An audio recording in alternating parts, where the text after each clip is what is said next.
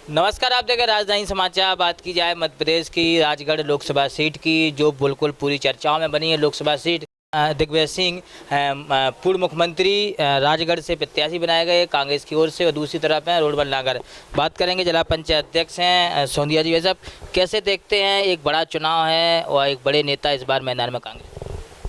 देखो, दिग्विजय सिंह जी के जीवन में उनने इतने चुनाव लड़े और इतने चुनाव लड़ा है, तो उनके लिए ये चुनाव कोई बड़ी बात नहीं है।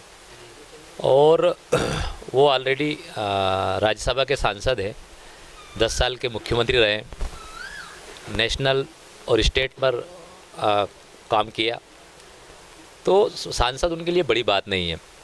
ये तो हम राजगढ़ ज़िले के मतदाताओं के लिए, राजगढ़ ज़िले के कांग्रेस के कार्यकर्ताओं के लिए सौभाग्य की बात है कि हमें ऐसे नेता को वोट देने का अवसर मिल रहा है।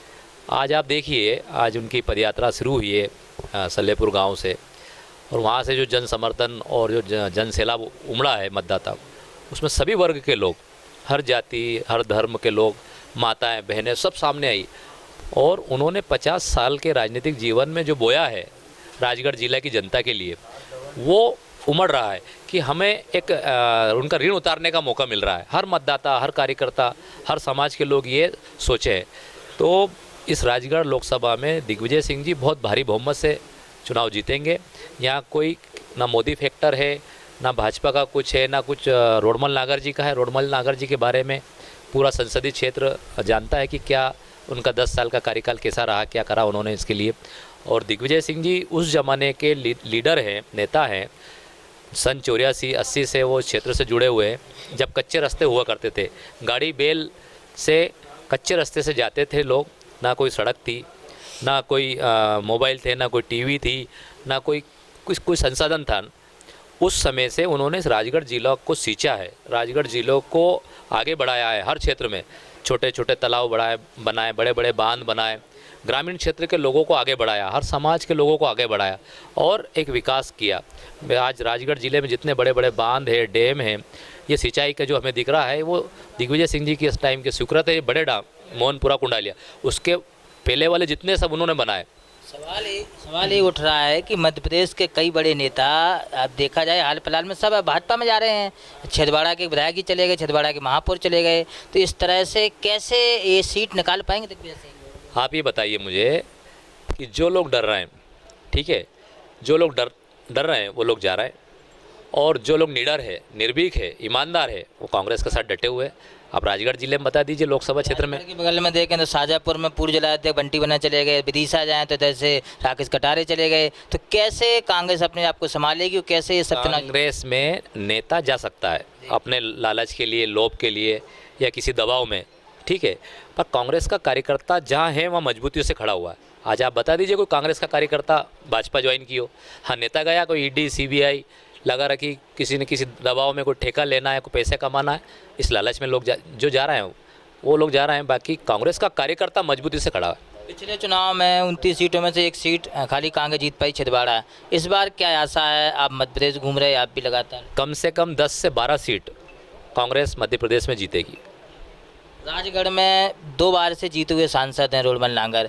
दिग्विजय सिंह भी यहाँ पहले सांसद रहे, लेकिन फिलहाल में 5 जो विधानसभा सीटें हैं जिले की, उसमें भी 5 में भाजपा के विधायक और 2 मंत्री भी हैं जिले में। देखिए, विधानसभा बात अलग है, लोकसभा बात अलग है। लोकसभा में उन्होंने 10 साल में क्या किया?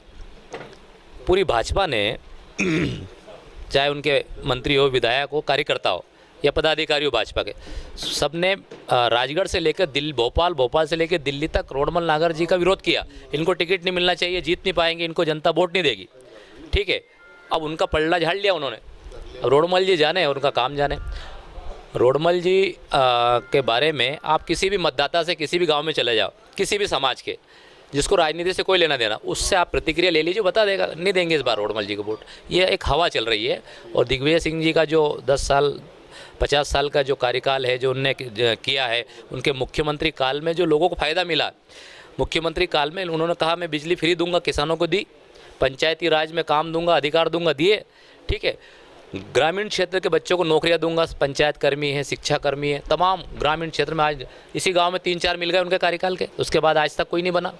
तो उन्होंने जो किया है वो दिख रहा है, और उसी वजह से दिग्विजय सिंह चुनाव जीते। आप कह रहे ईडी का दबाव बना जाता है, छापे का दबाव बनाएगा। चंद्र सिंह सोंधिया पर किसी ने दबाव नहीं बनाया, बड़े नेता ने, भाजपा के या बड़े कोई अफसर ने, कि आप भी बीजेपी में आ जाओ? देखो, अभी अभी मुझे एक धरना प्रदर्शन का एक प्रकरण था, उसमें 1 साल की सज़ा हो गई थी। तो उसमें पूरी भाजपा ने मुझे घेरा और मुझे पद से हटाने के लिए, जिला पंचायत अध्यक्ष पद से हटाने के लिए कमिश्नर के यहाँ कंप्लेंट करी, नोटिस दे दिया, हटाने की तैयारी हो गई। और उस समय मेरे पास कुछ ऊपर से मैसेज आया कि आप बीजेपी ज्वाइन कर लो तो आपकी कुर्सी बच जाएगी। तो मैंने उनसे बोला कि मैं दिग्विजय सिंह जी का कार्यकर्ता हूँ और कुर्सी कल जाए सो आज जाए अभी जाए, मुझे इसकी परवाह नहीं है। और हम जहाँ हैं वहाँ मजबूती से डटे हुए हैं। हम एक विचारधारा से के लोग हैं कांग्रेस के, जो सबको साथ में लेके चलते हैं, सबका सम्मान करते हैं, सबको मिलजुल कर रहते हैं। और यही हमारे नेता दिग्विजय सिंह जी की विचारधारा, हम उनसे प्रभावित है, कांग्रेस की विचारधारा से प्रभावित है। तो ये छोटी मोटी चीज़ों से हम डरने चमकने वाले नहीं हैं। मैंने उनके हाथ जोड़ लिए, आपकी पार्टी आपको मुबारक, हम अपना काम करेंगे। क्षेत्र में माहौल है कि रोडमल नागर जी का विरोध है, 2 बार पसंद कर ली जनता ने, तीसरी बार जनता नकार रही है, तो दिग्विजय सिंह को कैसे स्वीकार करेगी? इसका कारण क्या है? दिग्विजय सिंह जी को अस्वीकार कब किया? दिग्विजय सिंह जी सर्वमान्य नेता है। दिग्विजय सिंह जी का लगाव इस क्षेत्र से है। उन्होंने इस क्षेत्र के लिए बहुत सींचा है, बहुत बोया है और सबके लिए काम किया है। तो दिग्विजय सिंह जी आज से 33 साल पहले चुनाव लड़े थे, यहाँ सांसद बने, तो उसके बाद अब लड़ रहे हैं। बीच में कब चुनाव लड़े? बीजेपी ने तो मन बना लिया है कि पूरे मध्य प्रदेश की 29 सीटें जीतेंगी और राम मंदिर और मोदी लहर इतनी है कि कोई कांग्रेस का नेता टिक नहीं। मैं ये कह रहा हूँ कि यहाँ से भले मोदी जी चुनाव लड़ लेते या शिवराज सिंह जी चुनाव लड़ ले या मोहन यादव जी चुनाव लड़ ले, ये वो लड़ लेते तो भी वो चुनाव हारते।